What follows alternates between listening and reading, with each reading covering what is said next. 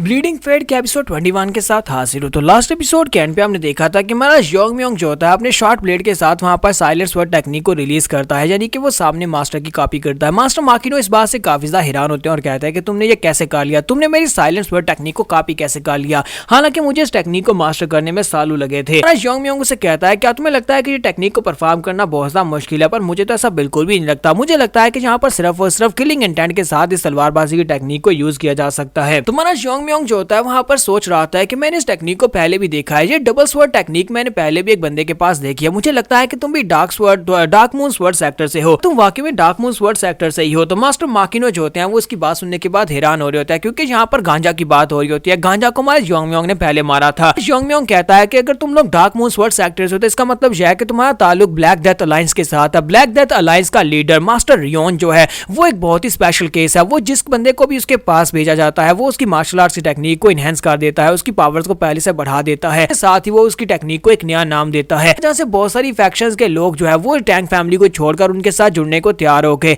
उसने आसपास के बहुत सारे छोटे मोटे सेक्टर्स को अपने साथ मिला लिया है। वो सभी लोग ब्लैक डेथ अलायंस के साथ मिल चुके हैं ताकि वो जाकर उसके पास से बेनिफिट्स ले सकें। मास्टर माकिनो से कहता है कि तुम्हारी ये सारी बातें कहने का मतलब क्या है यार, तुम कहना क्या चाहते हो। तुम्हारा योंग म्योंग कहता है कि मैं यहाँ पर ये कहना चाहता हूँ कि तुमने टैंक फैमिली का साथ छोड़ा, कभी तुम टैंक फैमिली के साथ हुआ करते थे। टैंक फैमिली को छोड़कर तुमने ब्लैक डेथ अलायंस को चूज किया और मास्टर रियोन के पास से जाकर अपनी मार्शल आर्ट्स की टेक्निक को बेहतर बनवाया, लेकिन इसके बावजूद तुम बस इतना ही कर सकते हो। टेक्निक तो बहुत ज्यादा कमजोर टेक्निक निकली। अगर तुम सिर्फ इतना ही कर सकते हो तो फिर तुम्हें ब्लैक डेथ अलायंस को ज्वाइन करने का कोई फायदा ही नहीं हुआ। फिर ऐसा भी हो सकता है कि मास्टर रियोन ने तुम्हें यहाँ पर वो पावर्स दी ही नहीं, यानी कि उसने तुम्हारी पावर्स को ज्यादा बेहतर नहीं बनाया, या फिर उसे तुम्हारे ऊपर इतना भरोसा नहीं है, इसी वजह से उसने तुम्हें बेहतर टेक्निक्स नहीं दी। सुनने के बाद मास्टर माकिनो गुस्से के साथ जलाकर उसे कहते हैं कमीने कहीं कि अपनी बकवास बंद करो, ऐसा कुछ भी नहीं है। तुम्हारा योंग म्योंग से कहता है जरा शांत हो जाओ। अब जबकि तुमने मास्टर रियोन के पास से जाकर अपनी पावर्स को एनहांस करवाया तो क्यों ना यहाँ पर बदले मैं भी तुम्हें कुछ दिखाऊं, क्योंकि तुमने बड़ी मेहनत करके यहाँ पर इस साइलेंट स्वॉर्ड टेक्निक को मास्टर किया था। तो मैं यहाँ पर तुम्हें बस तलवारबाजी की एक छोटी सी टेक्निक दिखाऊंगा, तुम्हारे मरने से पहले ये टेक्निक तुम्हें दिखाई जाएगी। तुम्हारा केस योंग म्योंग जो होता है उसे कहता है कि चलो देखो,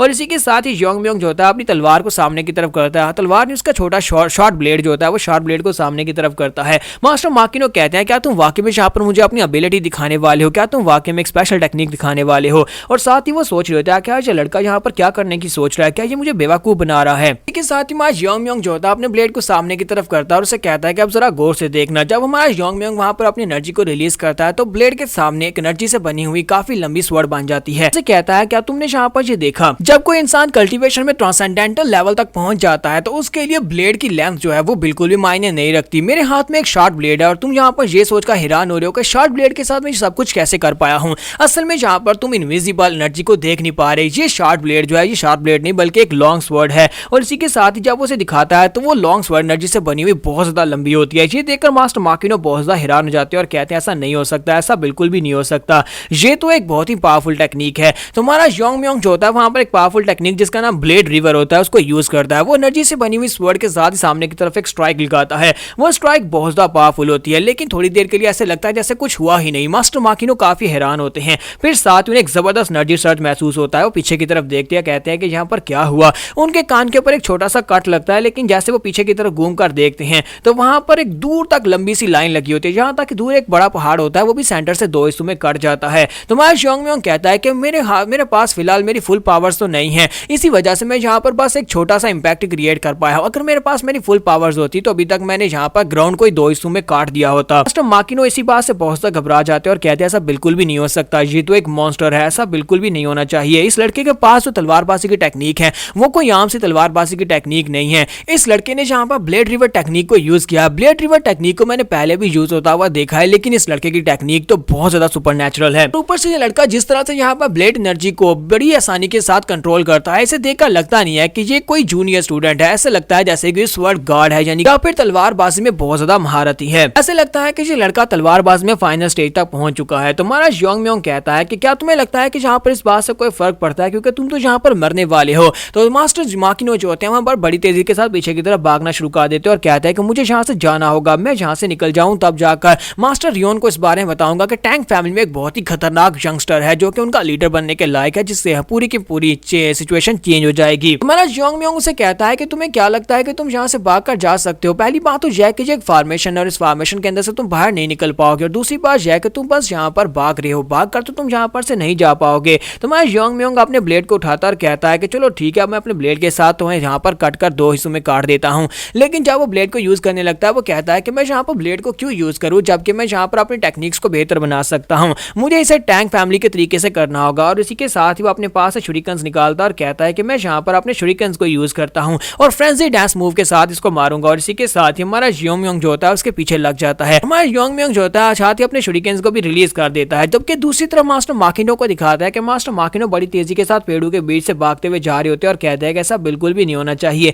आई टैंक फैमिली के लोग कब से यहाँ पर इस मॉन्स्टर को पाल पोस कर बड़ा कर रहे थे। अगर ये लड़का और ज्यादा स्ट्रॉन्ग बन जाता है फिर तो ये ब्लैक डेथ अलायंस को भी हरा देगा। टैंक फैमिली जो कि अब बहुत ही बुरी तरह से कोलैप्स हो चुकी है। टैंक फैमिली में इस तरह का फाइनल स्टेज का मास्टर नहीं हो सकता। ऐसा मास्टर कहां से आ गया। अगर मास्टर रियोन को इस बारे में पता चल गया तो वो बिल्कुल भी चुप नहीं बैठेगा, वो कुछ ना कुछ जरूर करेगा। वो पूरी की पूरी टैंक फैमिली को खत्म करने की कोशिश करेगा। और जैसे वो पीछे की तरफ देखते हैं तो हमारे योंग म्योंग के जो शूरिकेन्स होते हैं वो पीछे पेड़ों को काटते हुए आगे की तरफ बढ़ रहे होते हैं। हमारा योंग म्योंग उन सभी को एनर्जी से कंट्रोल कर रहा था और बड़ी आसानी के साथ वहां पर गाजर मूली की तरह पेड़ों को काट रहे होते हैं। मास्टर माकिनो इस बात से भी काफी हैरान होते हैं और कहते हैं कि यहाँ पर चल क्या रहा है। यह लड़का इतनी आसानी के साथ सिर्फ और सिर्फ इन रिंग ब्लेड के साथ इन पेड़ों को कैसे काट सकता है। छोटे छोटे ब्लेड्स के साथ पूरे पेड़ को इस तरह काट रहा है जैसे कि मक्खन के अंदर से बाल को बाहर निकाला जाता है। माकिनो कहते हैं कि यहाँ पर मैं स्पीड से बच नहीं सकता क्योंकि शूरिकेन्स बड़ी तेजी के साथ मेरी तरफ आगे बढ़ रहे हैं। मुझे यहाँ पर इनको ब्लॉक ही करना होगा क्योंकि इनको डॉज करना पॉसिबल नहीं है। और वो अपनी तलवार को घुमाते हुए इनको ब्लॉक करते हैं। जैसे ही वहां पर अपनी तलवार के साथ उनको ब्लॉक करते हैं वो कहते हैं कि मैं यहाँ से भाग कर नहीं जा सकता, तो फिर मुझे यहाँ पर इनको रोकना होगा। तो माकिनो उन ब्लेड्स को रोक देते हैं। ब्लेड्स वहीं पर ग्राउंड के ऊपर गिर जाते हैं। मास्टर माकिनो कहते हैं कि चलो जल्दी से मेरे सामने आ जाओ, मैं यहाँ पर फाइट करने के लिए रेडी हूँ। इसी के साथ ही और भी शूरिकेन्स निकलते हैं और उसके ऊपर अटैक होता है। लेकिन माकिनो उन सभी शूरिकेन्स को भी यहाँ पर अवॉइड कर लेते हैं, उन सभी को डॉज कर लेते हैं। मास्टर माकिनो कहते हैं कि मैं यहाँ पर एक ऐसी जगह के ऊपर तो बिल्कुल भी नहीं मर सकता। और इसी के साथ ही एक शूरिकेन आकर उसकी तलवार के साथ टकराता है। तलवार के अंदर भी क्रैक्स पड़ जाते हैं।